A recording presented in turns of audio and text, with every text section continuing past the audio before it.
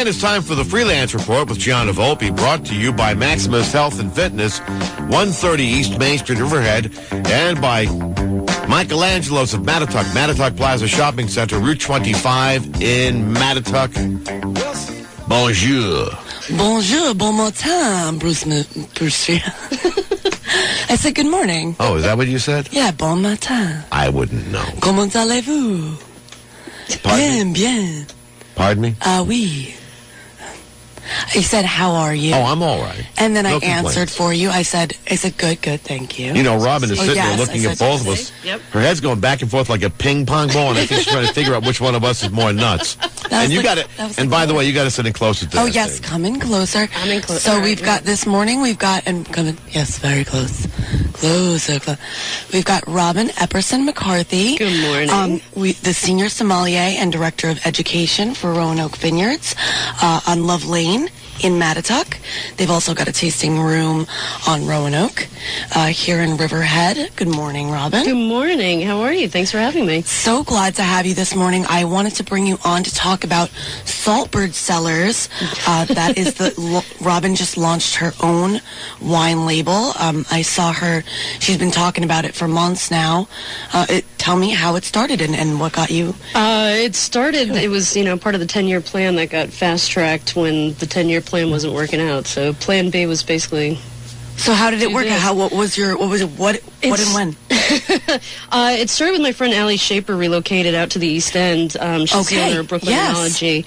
And we had a great harvest this year. There was a lot of fruit, and she just kept going, when are you going to do your own thing? When are you going to do your own thing? And it started with just 1 ton of Sauvignon Blanc. And it was just one of those things. The timing was right. The fruit was there. Right. I have a wonderful support network because I grew up out on the East End. And where did you get the fruit? The fruit actually came from McCarthy Vineyards, and I'd been talking to Gabriella McCarthy, who's one of my sailing students when I was teaching at Oak Cove Yacht Club, which is kind of how I ended up getting into the wine industry in the first place. You don't say. Yeah, I used to teach sailing at Oak Cove Yacht Club and sailed in the Peconic Bay PBSA races pretty much my entire life, I have no idea. New Suffolk going around Robbins Island. Yep, wow. my own very own island out How there. cool is that? Yeah. So I had been talking to Gabriella because she's now in the wine industry as well and is in the city promoting Macari wines and Long Island. Very well. Huge advocate for Long Island wines in the city, and kind of was talking to her, and I was like, can I get just 1 ton of Sauvignon Blanc? And then good friends with Kelly Urbanic as well, and I was like, can I get 1 ton of Sauvignon Blanc? And then I get a phone call from Joe McCarty, like, you sure you only need a ton? I was like, well... They're sweet. They're so, the McCarrys are always willing to help out, They are wonderful people. I asked him to order me an extra box of dog treats for my dog one time. He got, this huge box. I was like, okay, thanks. So 1 ton of Sauv Blanc turned into, 4 tons of Sauvignon Blanc, and then once word got out that I was doing my own thing, I got a phone call from Steve Mudd, the Lord of the Grapes. The Lord of the Grapes. And got some more Sauvignon Blanc and a little bit of Chardonnay from him, because I was just out scouting the fields and saw this beautiful Chardonnay and was just like, yeah, I'll take some of that too. Amazing. And then along came John Leo from Monterey Cellars with a couple tons of Merlot, and lo and behold, I have 7.5 tons of fruit. And so did you go to, where did you make it? Yeah. It's at Premium Wine Group, which is where I started. Yeah. So I ran their lab for 6.5 years, and Russell Hearn was a huge I didn't know that. I had no idea. Oh, I'm a geek. I have a biochemistry degree and took ornithology classes, which is the link to the birds. But yeah, I started at Premium. I was just supposed to be working one vintage to make some money while I was studying for my MCATs. Amazing. So I had no idea. I did not know that there was a link between you and Premium. Oh, yeah. So let's talk a little bit about the brand, because I know that's something that you really were tightening up this winter and working on. Yeah. How did you come to Saltbird Cellars and the image that you have? Well, I've got a very big family and a good network of friends, so everybody was coming up with all these different, brand ideas and names, and I pretty much decided I need to go talk to somebody who had done this before that specialized in brand management and design. So I kept looking at labels and asking, McCall, who did your label? Nadir Vaughn. Looking at Southold at Regan, his labels. Yeah, and he was like, Nadir Vaughn. So I was like, all right, why am I fighting this? So get Nadir's phone number, met with her within 15 minutes. We just clicked, and the first meeting we had, she had Saltbird Cellars right there. So it's Saltbird refers to the barn swallows that when we come in at night for the races, so Wednesday night racing, we come in. Out in New Suffolk, right? Out in New Suffolk, yeah. When we come into the marshes where most of the docks are, they are all over the marshes, everywhere, like catching mosquitoes or whatever they're doing right at night. So, and so it kind of came from that, and then also Joe McCarthy took me for a tour of McCarthy Vineyards, and we're bombing around in his old Woody station. Nice, yeah. And we go down to where they had their artificial pond, and they where the barn is, and and all along the power lines are the barn swallows. And I'm like, oh, you've got barn swallows. That's great. They keep away the starlings and the robins, funny enough, that go after the fruit. So I'm like, they are actually like natural, bird deferral. And he's like, oh, which really? is huge. That's a big part of vineyard management. Right. If you can get a flock of swallows, they keep everything else away. So he's like, oh, that's what those are. I love those birds. So they kind of had this like theme throughout everything I was doing. And it's like, all right. Do they eat the fruit as well? No. Well, they just need a water their source. little hearts. Yeah, no, they go after all the bugs, and they're really territorial. They're these cute little birds that are really super aggressive. That's a great story, and I spent a lot of time by that pond when I first moved out here. Oh, that's right. Yep. Yeah. So and it's such a. That's so interesting that they keep away the other birds, because that's a huge We had the thing. same thing in New Zealand. We had the magpies, which would dive bomb us as we were taking fruit samples, but they kept everything else away. And so it's there are good birds out there. Yeah, which is it's hard to believe sometimes when you're a vineyard manager. You see any bird and it's miles just like and miles of netting. Yeah, they are. And the most. Has that started yet? Where are we in the vineyards? Oh, we haven't even hit bud break yet. We won't hit bud break until about usually mid-May. Yeah. And how do you feel? What do you project for this year? I mean, last year we did not have a spring. Right. I'm a little worried. It's balmy out there today. At least, the snow's almost gone. Yep. So I guess things are on track. What do you have any projections for this year? If I could do that, I'd be making a whole lot more money. No, with the vineyard cycle, it starts the year before. So last year we ended up with a great Indian summer. So the vines have a lot of sort of energy stored in the root system right now. And if we keep getting rain like this, you'll see like a little spurt because that's what happens with bud break. The water starts coming up through the root systems and pushing out through the leaves. So let's talk a little bit about Saltbird again, about the future.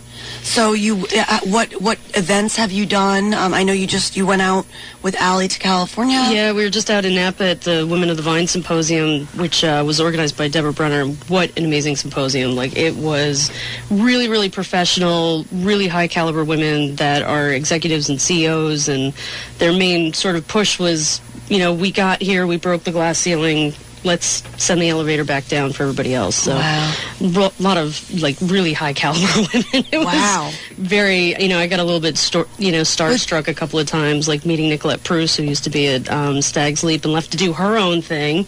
And we're sitting, I'm talking to one of my, I want to be her when I grow up. Yeah, one of my idols. And she's doing the same thing I'm doing. Did Kelly come out? Was Kelly out there? No, we tried to get her out. Yeah, we missed Kelly out there. Okay. We'll get her next year. And and what else? So what do you have coming up? Well, I've got to actually get the wine into the bottle at this point. Yeah, and get the labels on the bottle, which is the hardest part, because that's when you have to go for federal. So where will you be doing that? Where are you going to be labeling and everything? All at Premium. You can do that. You can do that there as well? Premium. Yeah, it goes from grapes to bottle. Yeah. Wow. Okay. Great. And it is what you make it. Like, I was there pretty much every day during harvest. Allie does stuff there, right? Yep. So Allie and I were there most days during harvest. When I wasn't working for Roanoke, I was at Premium the other 2 days. Right. So, yeah. Hard-working woman. It was hard work. Well, thank you so much, Robin, for coming on today. Thanks for having me. Saltbird Cellars has a Facebook. The website's not up yet. Right. But definitely go check out and like the Facebook, Saltbird Cellars. After the break, we may have either Noah Schwartz from Greenport, Noah's, or Hal Goodale from Goodale Farms here in Riverhead after the break. Take a trip to Italy without ever leaving the North Fork at Michelangelo's in Mattituck. Of course, you'll start with a nice antipasto, and then it's on to your main course. Perhaps you'll want pasta. maybe some chicken, or as they say in Italian, pollo, veal, which is vitello in Italian, or some frutta di mare, which is seafood in Italian. No matter what you decide on, one thing is for sure, you and your family are going to love it. Of course, Michelangelo's has pizzas, including the very popular Grandma's and other specialty pies, as well as your favorite Italian heroes. Just call them at 298-4100, 298-4100, and they'll be ready when you get to Michelangelo's in the Mattituck Plaza Shopping Center on Route 25 in Mattituck. So take that trip to Italy. You deserve it. Come on in to Michelangelo's on Route 25 in the Mattituck Plaza Shopping Center in Mattituck. Back on the Freelance Report with Gianna Volpe. Yes, we And what? can I do the billboard for the sponsors? Yes, please You remember do. the sponsors, the fine folks who makes all this fun possible. That's right. Maximus, Health and fitness. Health and Fitness, 130 East Main Street, Riverhead. And, of course, Michelangelo's Mattituck in the Mattituck Shopping Plaza Main Road in Mattituck. Now we can dive into bringing on Noah Schwartz. That's right. So Noah is the executive chef owner of Noah's in Greenport. He had a sold-out dinner at James Beard in February, and most recently, Mr. Schwartz was on Food Network on Beating Bobby Flay, and I wanted to bring Noah on to talk a little bit about going on the Food Network. Good morning, Mr. Schwartz. How are you? Good, thank you. How are you? Very well. So tell me a little bit how you got involved with the show. Well, going on the Food Network was something I had thought about in the past, and when we were still pretty new at opening the restaurant, I don't know if they were looking for people in the North Fork area, but they had approached me about going on a different show called Chopped, which was like also a culinary competition show, a competitive cooking show, if you would. Right. And I think Stefan from North Fork Table, Stefan Bogardus went on that. Yeah, so they had asked me if I wanted to do that, and I had tried out for it, but I guess for whatever reason didn't end up doing the show. But then they reached out to me in regards to this new show that came on a few seasons ago called Beat Bobby Flay. So tell me a little bit more about when did they actually air it? Wait a minute. You're doing radio right now, Noah. How much more difficult is doing television? I mean, is there a lot of makeup and all that out of the jazz? I mean, you know. Yeah, there was a lot of that. And plus you're in front of the camera, so it's a little nerve-wracking, a little hard to keep your hands straight while wielding a very sharp knife. Right. And I remember they came to photograph the restaurants. When was that? It was over the winter. It was a few months before I did the show, so it was in the fall. Okay, because I remember getting the bar ready for the photos, and yeah, I mean, just for even a few second photo montage to give a little bit of backstory of us and the restaurant. They must have took somewhere between 1,000 and 1,200 photos of our establishment. Which was crazy. Oh my gosh! And so, how did it look? I didn't get to see the program. It looked good. It looked really good. I think they did a good job of showing, who and what we are, and giving a little bit of backstory to our area, which was really cool. That's awesome. And so, and what was it like actually going on the show? And did you, what was the competition like? It was a lot of fun. It was, like I said, it was a little bit nerve-wracking. I'm not used to necessarily cooking in public or cooking competitively, but it's something that I would try again. Maybe not that show, but a different show. It was a lot of fun to do. It was just what did you prepare? Very nervous to be in front of a studio audience. Wait, what did you end up preparing for them? Well, it was you get presented a secret ingredient by Bobby Flay, and you have only 20 minutes to make your best dish featuring that secret ingredient. The secret ingredient we were presented, me and my competitor, was sweet and hot Italian sausage. Ooh. So what did you do? With that, I made a sweet corn and mushroom succotash with grilled and roasted sauce, with two different sausages, both grilled and roasted, served on top of it, which I thought was an awesome dish. It had a lot of color to it. And it was it was probably beautiful. And that's one of the things that I love most about working at Noah's is that the dishes are as beautiful as they are delicious. And it must have been, so were they all different colors? Did you use... yeah, we had like red chili peppers, yellow corn, a few different types of mushrooms. It looked really good. And then the colorful sausage on top, and we garnished it with a little bit of chili oil. The plate looked really nice. And my competitor made a quesadilla, which looked okay on the plate too, but unfortunately, as the competitor, you don't get a chance to try your rival's food. Okay. How did you do in the competition? Well, I didn't make it past that round. Oh. So the winner of that round gets to go against Bobby Flay. So that went to the person that I went against in the secret ingredient of a sausage, and then she didn't win against Bobby Flay either. But it was still a fun experience. You know, but the whole thing of television, I've done television exactly once, but it's like it's a whole different world.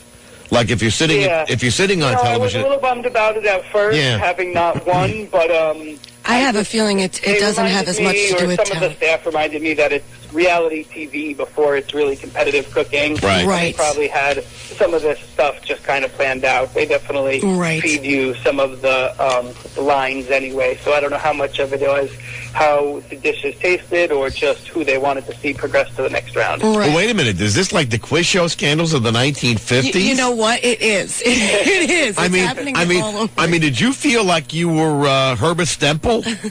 In a way. Yeah, and it really is. It's not.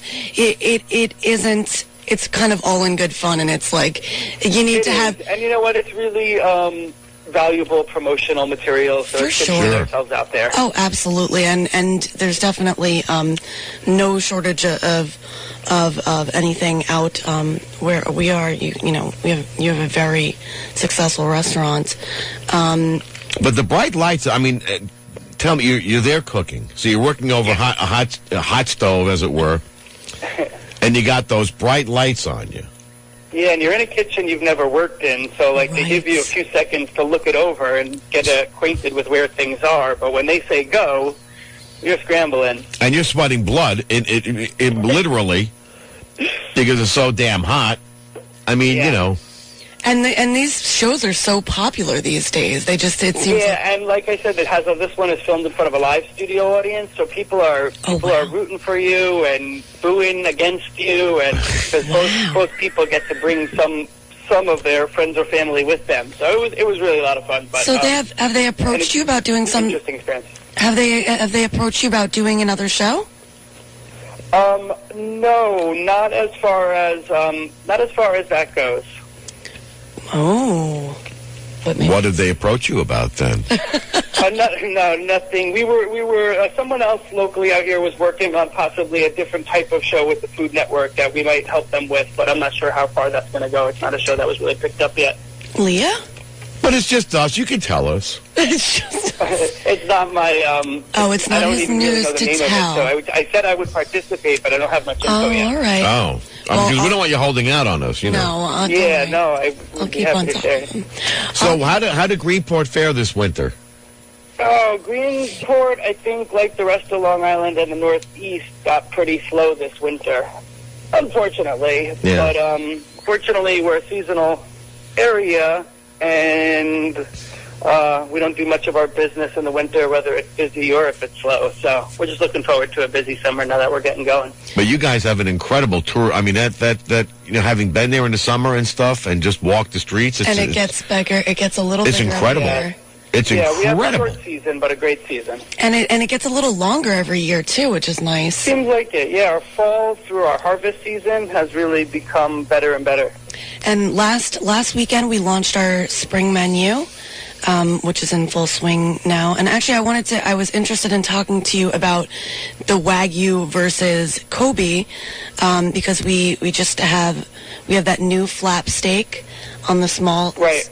And it's Wagyu, which is actually is the same breed of cow. Explain the difference between. Yeah, I just have a really stupid look on my face right now. No, that's we're discussing a breed of cow that came originally from Kobe, Japan, And a lot of people say they serve Kobe beef, but technically Kobe beef has to come from Kobe, Japan, where it originated from, which is really expensive. This imported, in Kobe, Japan, they raise this certain breed with hanging it in a hammock so that its muscles are nice and soft, and they feed it beer and special grains. And if I was going to have to come back as a cow, it'd probably be that one. Yeah, hell yeah. But here in America, we raise the same breed of cow, which has like intense marbling, which creates a really moist and delicious cut of meat to it. But we raise it a little bit differently. But so it's the same breed of cattle